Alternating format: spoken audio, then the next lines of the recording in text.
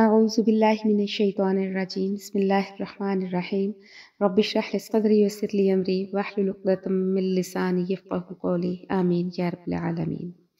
الحمدللہ آج سورہ آل عمران شروع کر رہے ہیں۔ اس میں پہلے تھوڑا سا اس کا میں بتاؤں کہ نبی پاک صلی اللہ علیہ وآلہ وسلم نے اس کے بارے میں کیا فرمایا۔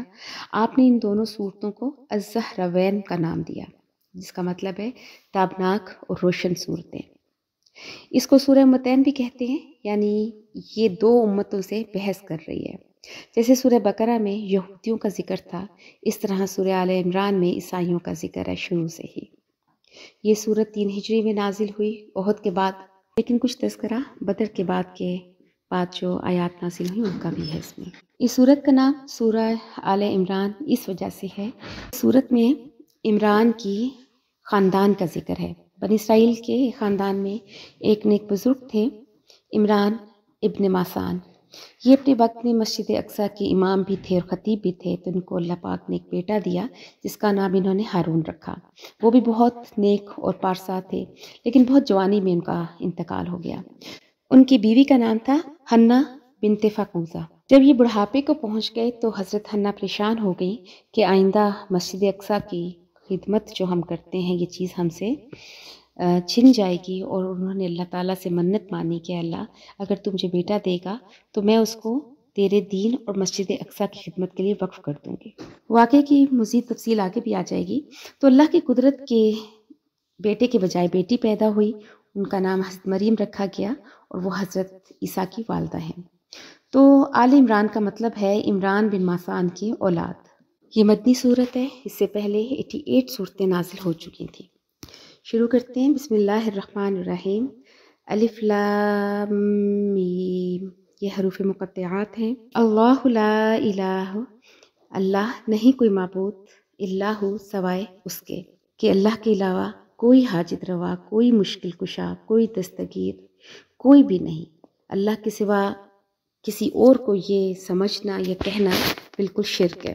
الحی، ہمیشہ زندہ رہنے والا ہے، کہ جس کی نہ ابتدا ہے نہ انتہا، جسے آگے قرآن پاک میں کہ یبقی وجہ ربک ذو الجلال والاکرام، کہ باقی رہے گی تیرے پروردگار کی ذات جو بہت بزرگی اور عظمت والا ہے۔ القیوم، ہمیشہ قائم رہنے والا، کہ جس پر کبھی زوال نہ آئے۔ قیوم کا دوسرا معنی قائم رکھنے والا بھی کیا جاتا ہے، کہ زمینوں آسمانوں بلکہ ساری کائنات کو قائم رکھنے والی ذات صرف اللہ تعالیٰ کی ہے۔ جیسے بخاری شریف کی روایت میں بھی ہے کہ انت قیم السماوات والارض، کہ اے پروردگار تو آسمانوں اور زمینوں کو قائم رکھنے والا ہے۔ نزل علیک الکتاب، اللہ نے نازل فرمائی تم پر کتاب، بالحق بھی حق کے ساتھ، مصدقا لما، جو تصدیق کرتی ہے اس چیز کی، بین یدیہ جو اس سے پہلے نازل ہوئی، وانزل التوراۃ، اور اللہ نے تورات نازل کی، والانجیل، اور انجیل بھی، من قبل اس سے پہلے، یعنی اس قرآن پاک سے پہلے، ھدی للناس جو ہدایت تھی لوگوں کے لیے، یعنی اپنے وقت کے جو لوگ تھے اس وقت کے تورات کو ماننے والے ان کے لیے ہدایت تھی، اسی طرح انجیل بھی اپنے وقت کے عیسائیوں کے لیے ہدایت تھی۔ وانزل الفرقان، اور اللہ تعالیٰ نے فرقان نازل کیا۔ قرآن پاک کا نام فرقان بھی ہے، یعنی معجزہ بھی سے ہم مراد لے سکتے ہیں، قرآن بھی، اور تورات کو بھی فرقان کہا گیا ہے، اور اسی طرح سے بدر کو بھی یوم الفرقان کہا گیا۔ فرقان کا لفظی معنی یہ ہوتا ہے کہ حق اور سچ کے درمیان فرق کرنے والی۔ ان الذین، بے شک جو لوگ کافروا کافر ہیں، بآیات اللہ، اللہ کی آیات کے، یعنی جنہوں نے اللہ کی آیات کا انکار کیا، لہم ان کے لیے عذاب شدید، عذاب ہے سخت، واللہ اور اللہ عزیز ذو انتقام، غالب ہے اور بدلہ لینے والا ہے۔ ان اللہ، بے شک اللہ، لا یخفی، نہیں چھپا ہوا، علیہ اس پر، شیء کچھ بھی، فی الارض زمین میں، ولا فی السماء اور نہ ہی آسمان میں، یعنی اللہ کے علم کے متعلق یہاں پر کہ اللہ کے علم سے کوئی چیز بھی بالا تر نہیں ہے۔ هو الذی، وہی ہے، یصورکم جو تمہاری تصویر بناتی ہے، فی الارحام ماں کے رحموں میں۔ یہاں پر قدرت کے متعلق بیان ہے کہ اللہ کی قدرت سے باہر کوئی چیز نہیں۔ کیف یشاء، جس طرح وہ چاہتا ہے۔ لا الہ، نہیں کوئی معبود، الا ہو سوائے اس کے، العزیز الحکیم جو غالب ہے اور بہت حکمت والا ہے۔ اگلی آیت میں پڑھنے سے پہلے میں آپ کو اس کا تھوڑا سا بیک گراؤنڈ بتاؤں گی کہ اس وقت کیا حالات تھے وہاں پر۔ سن 8 ہجری میں جب مکہ فتح ہو گیا، تقریباً تمام عرب اسلام کے جھنڈے کے نیچے آ گیا۔ مدینہ طیبہ، طائف، خیبر کے علاقوں میں بھی اسلام غالب آ گیا۔ تو ساتھ ہی یمن تھا جس کے 2 صوبے تھے اور وہاں پر یہودیوں کی بہت آبادی تھی۔ تو نبی پاک صلی اللہ علیہ وآلہ وسلم نے دونوں صوبوں میں اپنے کارندے بھیجے اور کہا کہ ان سے معاملات طے کر لیں۔ بظاہر تو یہودیوں نے کوئی ظاہری طور پہ مزاحمت نہیں کی، کیونکہ وہ موقع کی تلاش میں تھے کہ ان کے سامنے، اس لیے جو بھی شرائط رکھی جاتی وہ مان جاتے تھے۔ یمن کے ساتھ نجران کا علاقہ تھا، وہاں پر عیسائی آباد تھے، اور انہوں نے سوچا کہ سارا عرب چونکہ اسلام کے جھنڈے کے نیچے آ گیا ہے اور یمن کے یہودیوں نے بھی اب ان کو مان لیا ہے، تو اب ہم الگ تھلگ ہو کر ہم نہیں چلا سکتے، کیونکہ ان کے پاس اتنے وسائل اور اتنی قوت نہیں تھی کہ وہ مسلمانوں کا مقابلہ کر سکتے۔ تو لہٰذا انہوں نے 60 لوگوں پر مشتمل ایک وفد، جس میں بہت سردار بھی تھے، مذہبی پیشوا بھی تھے، کافی بااثر وفد تھا جو نبی پاک صلی اللہ علیہ وآلہ وسلم کے پاس مدینہ طیبہ آیا۔ تو وہاں پر انہوں نے جو سوال جواب نبی پاک صلی اللہ علیہ وآلہ وسلم سے کیے، تو جب حضرت عیسیٰ کا ذکر آیا تو انہوں نے کہا کہ ان کو تو ہم اللہ کا بیٹا اور خدا مانتے ہیں۔ تو اس پہ نبی پاک صلی اللہ علیہ وآلہ وسلم نے کہا کہ اچھا تو بتاؤ کہ کیا اللہ کسی سے پیدا ہوا ہے؟ تو انہوں نے کہا کہ نہیں۔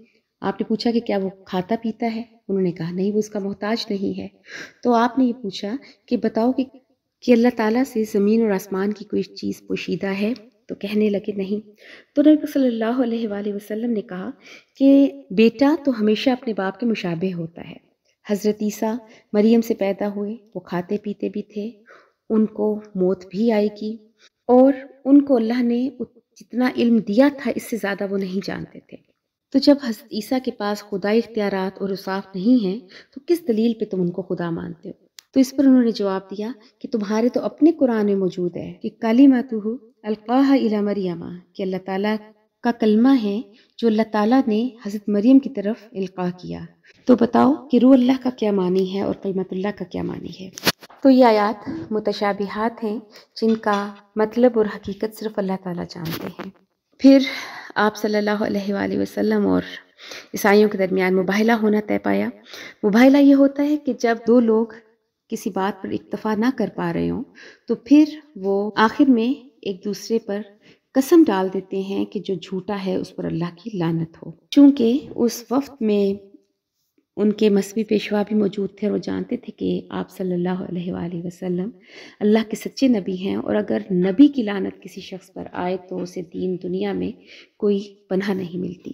تو پھر وہ لوگ بغیر کسی نتیجے پر پہنچے وہاں سے چلے گئے، حالانکہ مباہلے کا دن اور وقت طے ہو چکا تھا۔ تو اب اس چیز کا ذکر اللہ پاک نے یہاں پہ فرمایا۔ اللہ پاک فرماتے ہیں کہ هو الذی، وہی ذات ہے اللہ کہ انزلہ، جس نے نازل کیا علیک الکتاب، آپ صلی اللہ علیہ وآلہ وسلم پر کتاب، منہ، اس میں آیات محکمات، کچھ آیات ہیں محکم یعنی اٹل، یعنی اتنی پختہ کہ جن کا مفہوم بالکل واضح ہے۔ ہنہ ام الکتاب، اور وہی کتاب کا اصل حصہ ہیں، وَأُخَرُ، اور دوسری متشابہات، متشابہات ہیں کہ جن کا مفہوم واضح نہیں ہے، جیسے اللہ کی ذات کے بارے میں ہی ہے کہ اللہ کا ہاتھ، الفاظ ہیں کہ بل یداہ مبسوطتان، کہ اللہ کے دونوں ہاتھ کھلے ہیں۔ اب اللہ کے ہاتھ کیسے ہیں اس کی حقیقت کوئی نہیں سمجھ سکتا۔ اسی طرح سے سورہ بقرہ میں آیت الکرسی میں آیا اللہ کی کرسی کے بارے میں۔ اسی طرح ایک جگہ پہ ہے کہ الرحمن علی العرش استویٰ، کہ اللہ تعالیٰ عرش پر مستوی ہیں۔ اللہ تعالیٰ ان لوگوں کے بارے میں کہتے ہیں کہ وہ ان آیات سے کس طرح تعویلیں نکالتے ہیں، یہ ان آیات کے ساتھ ان کا کیا معاملہ ہوتا ہے۔ فَأَمَّا الَّذِينَ، پس وہ لوگ فی قلوبہم زیغ، کہ جن کے دلوں میں کجی ہے، فَیَتَّبِعُونَ، پس وہ پیروی کرتے ہیں، مَا تَشَابَہَ مِنْہُ، ان کی جو متشابہ ہیں، ابتغاء الفتنۃ، وہ فتنہ طلب کرتے ہیں، وابتغاء تأویلہ، اور اس کی حقیقت طلب کرتے ہوئے۔ جن لوگوں کے دلوں میں ٹیڑھا پن ہوتا ہے وہ ایسی ہی متشابہات آیات جو ہوتی ہیں ان سے مختلف تعویلیں لیتے ہیں، مختلف اپنے مطلب کے مفہوم نکالتے ہیں۔ تو وما یعلم تأویلہ، اور حالانکہ ان کی حقیقت کوئی نہیں جانتا، الا اللہ، سوائے اللہ کے۔ اب ان کے برعکس والراسخون فی العلم، کہ جو اپنے علم میں پختہ ہوتے ہیں، یقولون، وہ کہتے ہیں، آمنا، ہم ایمان لائے بھی اس پر، کل من عند ربنا، یہ سب ہمارے رب کی طرف سے ہے۔ وما یذکروا، اور نہیں نصیحت حاصل کرتے، الا اولو الالباب، مگر صرف صاحب عقل، یا صرف عقل مند لوگ ہی ان سے نصیحت حاصل کرتے ہیں۔ اور پھر یہ صاحب عقل لوگ جو ہیں یہ اللہ سے کیا دعا کرتے ہیں کہ ربنا، اے ہمارے رب، لا تزغ قلوبنا، نہ ٹیڑھا کرنا ہمارے دلوں کو، بعد اذ ہدیتنا، اس کے بعد کہ تو نے ہمیں ہدایت دی، وہب لنا، تو دے ہمیں من لدنکا، اپنے پاس سے، رحمتن رحمت، انکا، بے شک تو، انت الوہاب، تو ہی دینے والا ہے۔ ربنا، اے ہمارے رب، انکا جامع الناس، بے شک تو جمع کرنے والا ہے لوگوں کو، لیومن، ایسے دن میں، لا ریب فیہ، کہ جس میں کوئی شک نہیں ہے، ان اللہ، بے شک اللہ، لا یخلف المیعاد، اپنے وعدے کے خلاف ورزی نہیں کرتا۔ آج پیچھے ہم نے ایک آیت پڑھی، ان الذین کفروا بآیات اللہ لہم عذاب شدید واللہ عزیز ذو انتقام، کہ بے شک جو لوگ اللہ کی آیات کا انکار کرتے ہیں ان کے لیے سخت عذاب ہے، اور اللہ غالب ہے، بدلہ لینے والا۔ یہ ہمارے لیے بڑا ہی ایک لمحہ فکریہ ہے، بڑا ایک اس میں اللہ تعالیٰ کا ایک دھمکی آمیز انداز ہے۔ یہ کوئی عام کتاب نہیں ہے کہ اس کو پڑھو نہ پڑھو کوئی فرق نہیں پڑے گا۔ آیات پر ایمان نہ لانا یہی ہے کہ اگر ہم اس کتاب کو سمجھ کے نہیں پڑھتے، قرآن پاک کو باوضو ہاتھ لگانا، اس کو پڑھنا، اس کو سننا، اس کو سمجھنا ثواب ہے۔ ابن ماجہ کی روایت میں آتا ہے کہ نبی پاک صلی اللہ علیہ وآلہ وسلم نے فرمایا کہ اگر ایک شخص 100 رکعت نفل پڑھتا ہے اور ایک شخص قرآن پاک کی ایک آیت بغیر ترجمے کے سیکھتا ہے تو اس ایک آیت کی تعلیم حاصل کرنے کا ثواب 100 رکعت نفل سے زیادہ ہے۔ اور اگر ایک آدمی 1000 رکعت نفل پڑھتا ہے اور ایک آدمی قرآن کریم کی صرف ایک آیت کا ترجمہ سیکھتا ہے تو اس کا ثواب 1000 رکعت نفل سے زیادہ ہے۔ آج اگر ہم قرآن کو چھوڑ دیں گے تو قیامت کے دن یہ قرآن ہمارے خلاف حجت ہوگا، جیسے الفاظ ہیں کہ القرآن حجت لک، کہ قیامت کے دن یہ قرآن تمہارے خلاف کھڑا ہوگا۔ یہ اللہ پاک سے کہے گا کہ اللہ تعالیٰ، اس نے اسے نہیں مانا جیسے ماننے کا حق ہے، اس نے اسے پڑھا ہی نہیں جیسے اس کو پڑھنے کا حق تھا، اس نے اس پر عمل نہیں کیا جیسے عمل کرنے کا حق ہے، پھر اس کی دعوت و تبلیغ نہیں کی جیسے کرنے کا حق ہے، تو یہ ہمارے خلاف ایک حجت ہوگا کہ اگر اس کے حقوق ادا نہ کیے۔ کہ ہم اس کتاب کو اللہ کی کتاب تو مانتے ہیں اور اس کو پڑھتے بھی ہیں، مگر ہمیں پتہ ہی نہیں کہ اس کے اندر کیا ہے۔ جب پتہ ہی نہیں تو پھر ہم عمل کیسے کریں گے؟ اسی لیے آج ہم لوگ اس مقام پر کھڑے ہیں کہ جہاں یہود و نصارہ کھڑے تھے۔ تو اللہ پاک ہمیں توفیق دے کہ اس قرآن پاک کو ہم سمجھ سکیں اور پھر ہم اس پر عمل کریں اور اس کا حق ادا کریں جو اس کا حق ہے۔ وآخر دعوانا ان الحمد للہ رب العالمین۔